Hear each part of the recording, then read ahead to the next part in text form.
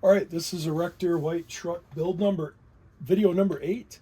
So this will get us close to being done. I think one more short video after this with just a few detail options that I'm going to add. So the wrecker setup is all done. The hook works great.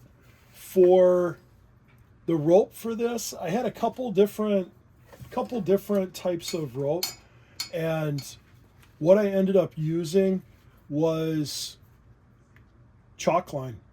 So this is for one of the chalk lines that you can use to snap a straight line. So this is it's a little heavier than what looks like the erector rope. I also had a spool of a cotton rope. This actually looks more similar to the rope that was in with the set. I think the only difference is this feels like maybe it was really lightly waxed. I don't know for sure. So, but for this, I'm really happy with the chalk line. That I think worked out really well. And I did, hopefully you'll be able to see it. Otherwise, you can zoom in on the video. But I did come up with a way of locking the hook in place, or the line in place. So I have the crank here, and what I did was I used one of these little double angle mounts, and so it's just a U-shaped mount, holes going through sideways and through the bottom. And I took a 7/8 bolt, I bolted straight through, and then on the back side I used the double nut so that this piece can move up and down. It just rotates, and when you rotate it, or if you want to pull the line up, it'll come up no problem.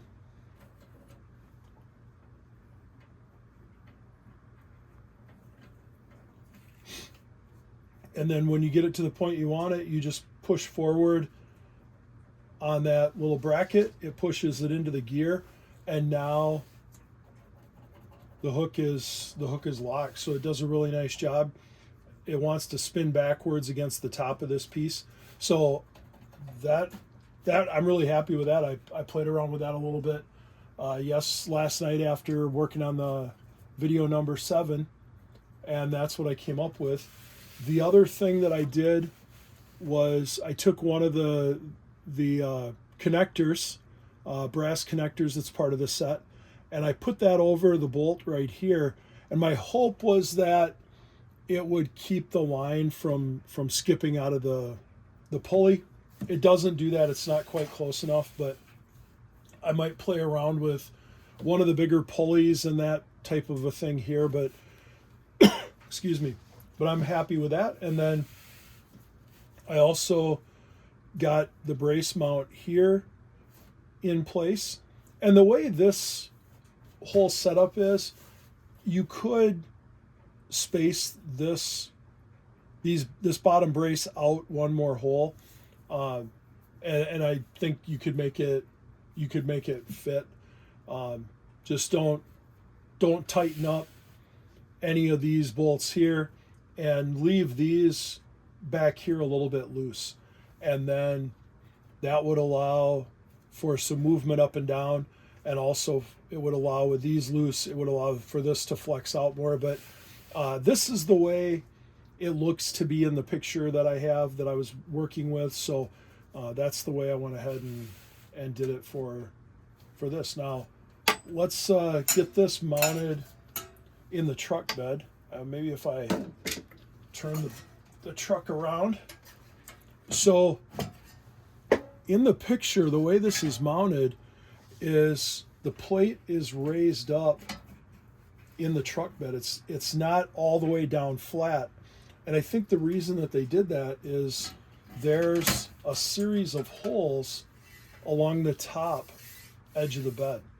So there's one here at the front, and then there's one here about 4 inches from the rear, and those two line up with the two end holes here.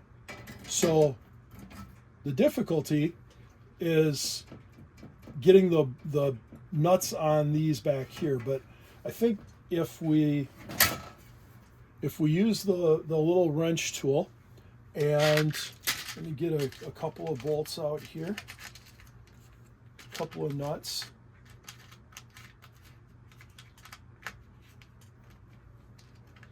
And at the end of video 7, I had run out of the nuts, so I had to go to a 7.5 part set, and I was able to find some of the bolts. My little wrench was, I put it back in the toolbox. So, all right. So I think what will work here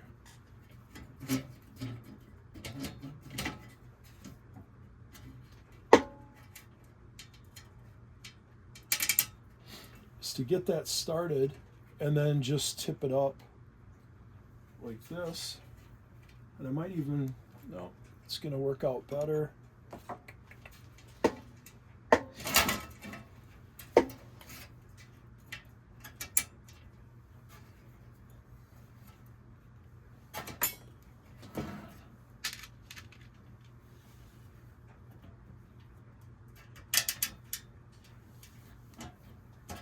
Yeah, my hook works great. I got my shirt.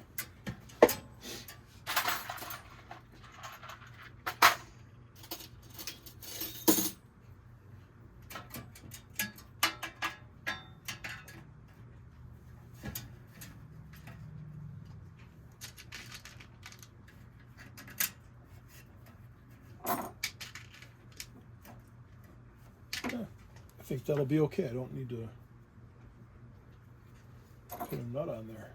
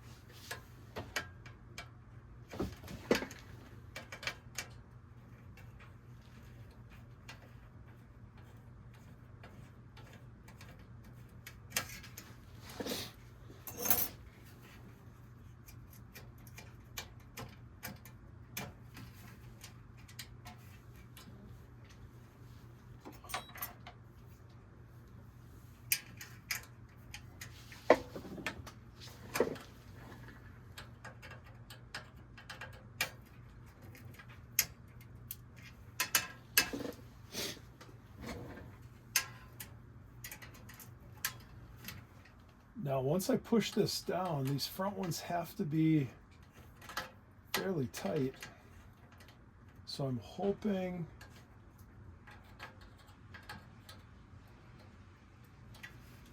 that I'm going to have enough play at the rear to get the two nuts in the rear.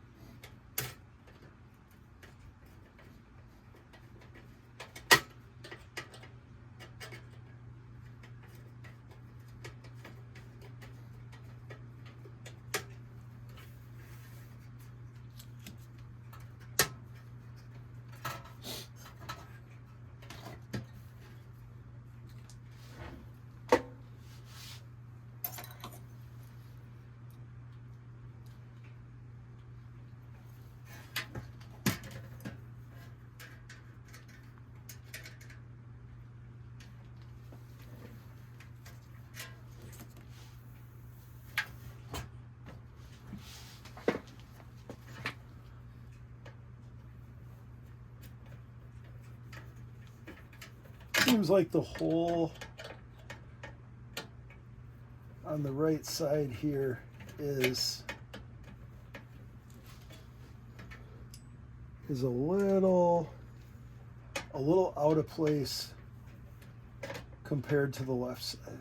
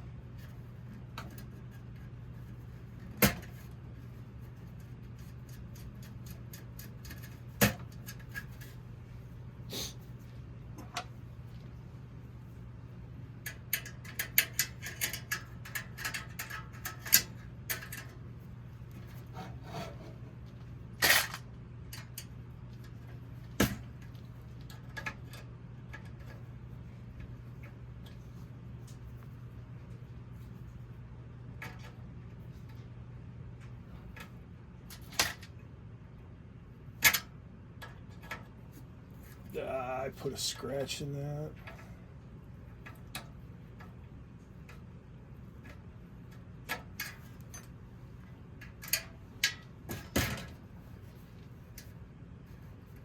All right, I will finish tightening that a little later.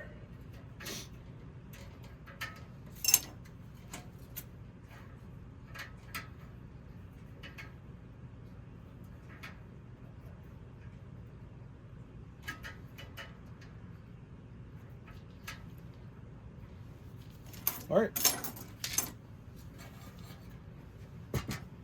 so let's put the wheels on it.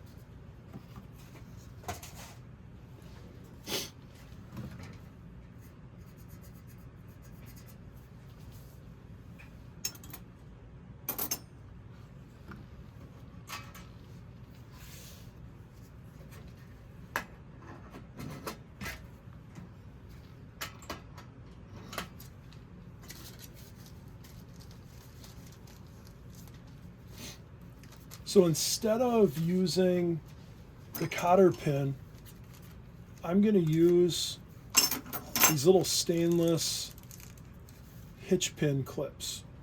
So these are just a little push-in pin,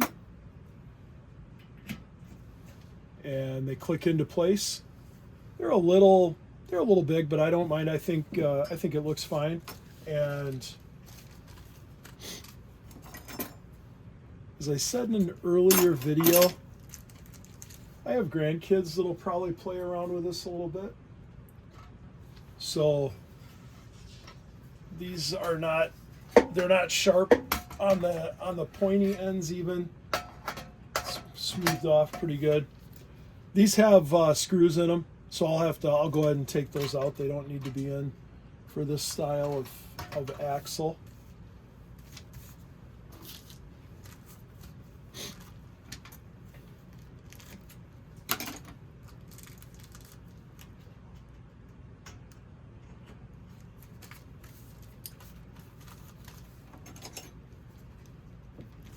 So they sell these little pins at the local big hardware store, or home store. Menards is where I bought them, and I've looked for a version online, and I did find them online in the stainless steel in this size, but they're, by the time you pay shipping, they're as expensive as they are to get them at the store. So I think they run right around $1 a piece. So not the end of the world, but I think they look good and they work really well. So steering works great. As I tried to tighten up the firewall, I've got a little issue there with it pulling out on top. So I'm going to play around with that a little bit and figure out what I need to do with my spacing and tightening everything down to have that stay tight up against the back side of the hood.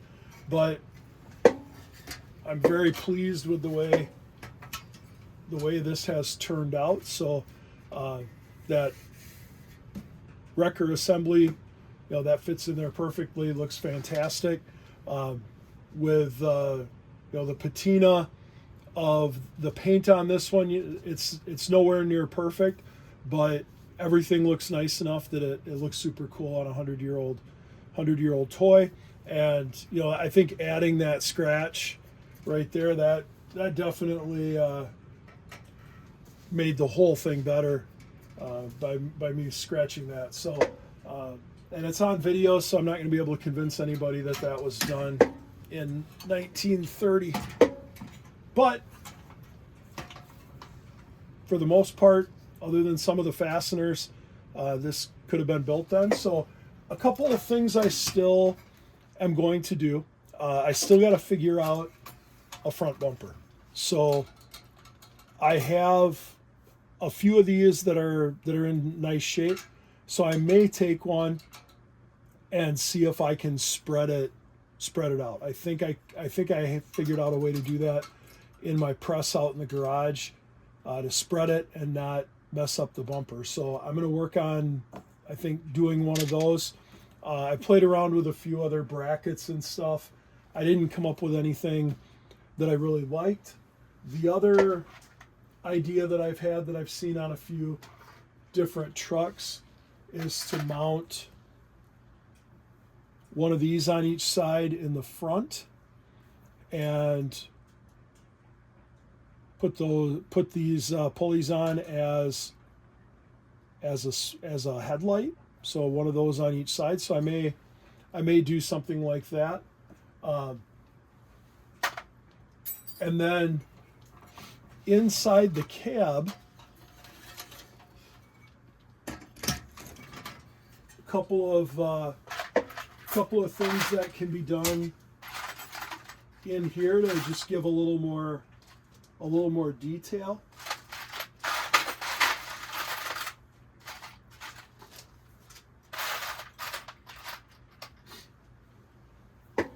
These little brackets for a crank can be mounted in the floor. That kind of looks like a gas pedal. And that idea I took from a truck that I purchased already built, that was built by a gentleman by the name of David Blood. He was very, very into Erectors, had one of the best collections in the country, if not the best. Amazing collection. But I have a truck that he built that I'll show in a later video, but that can go in and mount as a gas pedal. And then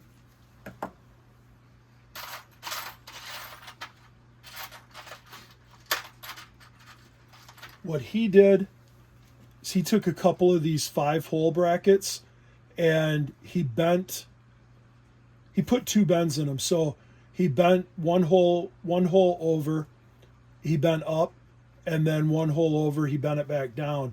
And then those you can mount in as a brake and a clutch pedal. So that's to just dress up the interior a little bit. The other thing that I've seen, and the truck I have that David built is set up this way. You can take this little brass piece, which is actually a gear that goes on it's meant to go on the motor, and this will fit an axle. And then if you have a tap and die set, you can use a die and put 3/8 to a half an inch of 832 threads on here. These thread really, really easy. And then go through a hole in the floor. This one, I would use a shorter one of the 2-inch ones instead of the 3-inch. But you go through a hole in the floor, you put a nut, run a nut up to about here, and then a nut from the underside, and bolt that through one of the holes in the floor, and that makes a neat little shifter for in there. So some of that detail stuff, that front bumper, I'll finish that up in the final video, and that'll put a wrap on this build. And then the next 2 series of videos I do, the next build one, I am going to start working on a custom white truck. And that one I'm kind of focusing on, there's a build thing coming up for the 100th anniversary in 2026. And so I know in the Heritage Society, they've asked to have pictures of trucks submitted, and they're going to do one of their magazines that will be based on the white trucks and have those pictures in it that people send in. So this truck and a couple others I'll send some pictures in. But then the custom one that I'm going to do is I think going to be really neat. I think you guys will like that and seeing that build. But on that one, that's pretty much a custom. I'm going to use the hood and the front fenders, I think, pretty much as they are. I am thinking about doing a custom work on one of the fenders, or on one of the hoods. So I'll see what I decide with that.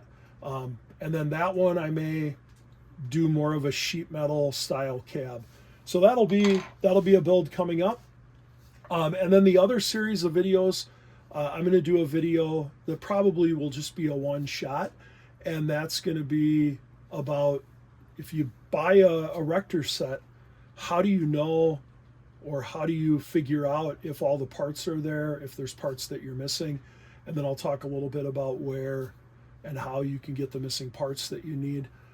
And I'll use one of the sets that I have to kind of walk through that process. So look for those coming up in the next few weeks here.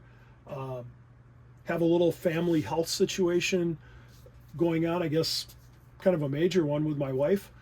So it may be delayed a little bit from what I had originally planned on getting that out. The other thing I want to do is try a YouTube live and just go through some of the trucks that I have, including that truck that was built by David Blood, and just show you guys some of those and some of the detail and the different things that can be done. So that I'm looking at some different possibilities for when to do that. But I will have that live episode coming up, and I'll try to post a video a couple of weeks ahead of time, letting you know when that will be, if anybody wants to join live and kind of watch, and we can talk through the comments and discuss erectors and building these trucks. Thanks a lot.